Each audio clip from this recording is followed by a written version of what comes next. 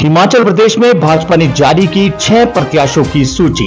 शिमला के रिज मैदान पर हर्ष महाजन और रवि ठाकुर की प्रेस वार्ता से पहले प्रदर्शन।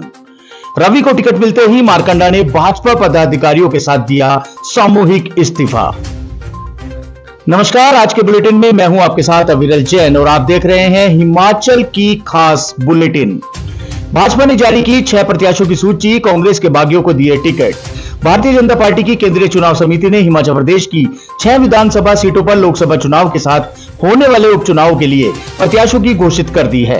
भाजपा ने कांग्रेस के सभी बागियों को टिकट दिए हैं। धर्मशाला विधानसभा सीट से सुधीर शर्मा, लाहौल स्पीति से रवि ठाकुर, सुजानपुर से राजेंद्र राणा, बड़सर से इंद्रदत्त लखनपाल, गगरेट से चैतन्य शर्मा और कुठेल से देवेंद्र कुमार भुट्टो को प्रत्याशी बनाया गया है।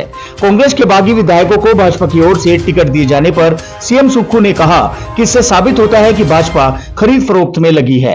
राज्य की जनता उन्हें सबक जरूर सिखाएगी। शिमला के रिज मैदान पर हर्ष महाजन और रवि ठाकुर की प्रेस वार्ता से पहले प्रदर्शन, हुई धक्का मुक्की। शिमला के रिज मैदान पर आशियाना रेस्टोरेंट में राज्यसभा सांसद हर्ष महाजन, कांग्रेस से बागी रवि ठाकुर से पूर्व एनएसयूआई के कार्यकर्ताओं ने प्रदर्शन किया। आशियाना रेस्टोरेंट के बाहर एनएसयूआई के प्रदेश अध्यक्ष छत्तर सिंह ठाकुर सहित संगठन नेताओं ने इस दौरान जमकर नारेबाजी की। इस दौरान भाजपा कार्यकर्ताओं व एनएसयूआई कार्यकर्ताओं के बीच धक्का मुक्की भी हुई। माहौल तनावपूर्ण देखते हुए मौके पर पुलिस बुलानी पड़ी। पुलिस जवानों ने प्रदर्शनकारियों को हटाया। इसके बाद पत्रकार वार्ता शुरू हो पाई।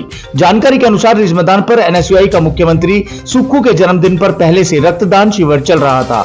इसके चलते कार्यकर्ता वहां जुटे हुए थे।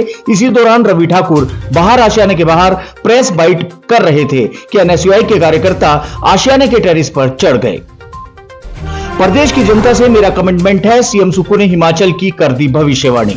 हिमाचल प्रदेश के मुख्यमंत्री सुक्खू ने अपने जन्मदिन पर प्रदेश के लोगों से प्रदेश के हितों को लेकर बड़ी बात की है। उन्होंने कहा कि प्रदेश की जनता से मेरा कमिटमेंट है कि हम सभी वर्गों का ख्याल रखते हुए अपनी जन कल्याणकारी योजनाओं के जरिए 2027 तक हिमाचल को आत्मनिर्भर बनाएंगे। साल ही साल 2032 तक हिमाचल को देश का सबसे समृद्धशाली अमीर राज्य बनाएंगे।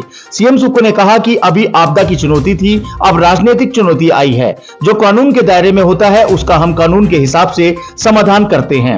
उन्होंने आगे कहा है कि निश्चित तौर पर हमारी सरकार की 15 महीने की जो परफॉर्मेंस रही है उसमें 75 लाख की जनसंख्या का भी ख्याल रखा गया है। रवि को टिकट मिलते ही मारकंडा ने भाजपा पदाधिकारियों के साथ दिया सामूहिक इस्तीफा। कांग्रेस के बागी रवि ठाकुर को लाहौल स्पीति से भाजपा का टिकट मिलने के बाद सियासी हलचल तेज हो गई है। चुनावी हलचल के बीच पूर्व मंत्री डॉक्टर रामलाल मारकंडा मंगलवार सुबह लाहौल पहुंचे। इसके बाद मारकंडा ने अन्य पदाधिकारियों के साथ लाहौल स्पीति भाजपा से सामूहिक इस्तीफे का ऐलान किया। मारकंडा ने ऐलान किया है कि जो भी पार्टी उन्हें टिकट देगी उस पार्टी से आगामी चुनाव लड़ेंगे। उन्होंने कहा कि लाहौल स्पीति की जनता के लिए कदम उठाया है। रवि ठाकुर को भाजपा से टिकट देने के फैसले पर लाहौल स्पीति भाजपा कार्यकर्ताओं में भारी रोष है। केलांग में मारकंडा सहित भाजपा के जिले से लेकर मंडल स्तर के पदाधिकारियों ने सामूहिक इस्तीफा देने का ऐलान कर दिया है। विक्रमादित्य सिंह बोले, जल्द जारी होगी कांग्रेस प्रत्याशियों की सूची। कंगना रनौत हिमाचल की है बेटी। हिमाचल प्रदेश सरकार में लोक निर्माण मंत्री विक्रमादित्य सिंह ने कहा कि कांग्रेस की ओर से लोकसभा चुनाव व विधानसभा उपचुनाव के लिए जल्द प्रत्याशियों की सूची जारी हो जाएगी। 1-2 दिन में चंडीगढ़ में बैठक होगी जिसमें मुख्यमंत्री, प्रदेश अध्यक्ष व प्रदेश प्रभारी शामिल होंगे।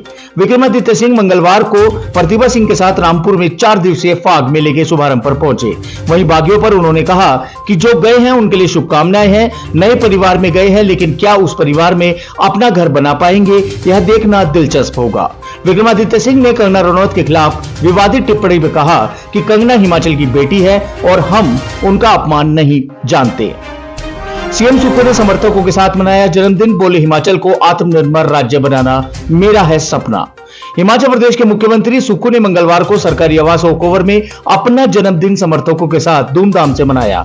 इस दौरान बड़ी संख्या में कांग्रेस नेता, कार्यकर्ता व आम लोग सीएम सुक्खू को बधाई देने ओकओवर पहुंचे। इस दौरान समर्थकों ने खूब नाटी डाली। सुक्खू ने कहा कि हर वर्ष जन्मदिन आता है और हर वर्ष जन्मदिन के साथ नई उम्मीदें और नई प्रतिबद्धता रहती है। हमारा सपना है कि 2027 में हिमाचल प्रदेश आत्मनिर्भर बने। कंगना रनौत के खिलाफ कांग्रेस प्रवक्ता की टिप्पणी दुर्भाग्यपूर्ण, यह नारी शक्ति का है अपमान। देवभूमि हिमाचल की बेटी कंगना रनौत के खिलाफ कांग्रेस प्रवक्ता सुप्रिया श्रीनेत की ओर से की गई टिप्पणी अत्यंत दुर्भाग्यपूर्ण है। कंगना रनौत छोटी काशी कही जाने वाली मंडी की बेटी है। उन्होंने फिल्म जगत में हिमाचल और मंडी का नाम रोशन किया है। उनके खिलाफ इस तरह की टिप्पणी कतई बर्दाश्त नहीं की जाएगी। कंगना रनौत को अपमान पूरे मंडी का अपमान है, पूरे हिमाचल का अपमान है, समूचे देश की संपूर्ण नारी शक्ति का अपमान है। कांग्रेस के राष्ट्रीय प्रवक्ता का यह बयान ही मातृशक्ति के प्रति कांग्रेस की सोच को दर्शाता है। यह बात जयराम ठाकुर द्वारा कही गई है। भाजपा अध्यक्ष जेपी नड्डा से मिलने पहुंची कंगना रनौत, चुनावी रणनीतियों पर करेंगी चर्चा। हिमाचल प्रदेश के मंडी से भाजपा उम्मीदवार कंगना रनौत आज दोपहर बीजेपी पार्टी अध्यक्ष जेपी नड्डा से मिलने दिल्ली पहुंची। इस बैठक में संभावना है कि आगामी चुनाव रणनीतियों पर चर्चा करेगी। भाजपा ने नए रविवार को बॉलीवुड अभिनेत्री कंगना रनौत को मंडी जिले में लोकसभा उम्मीदवार बनाया है।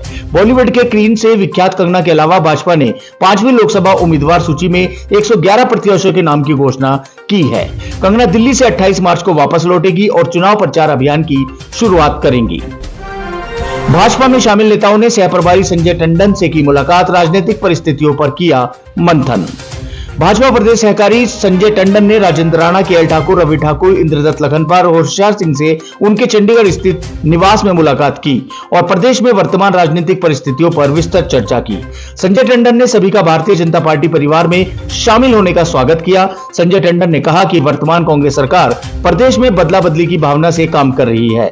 कई विधायकों के घर के रास्ते रोके जा रहे हैं तो कईयों पर कानूनी कार्रवाई पर भारी पेनल्टी लगाई जा रही है।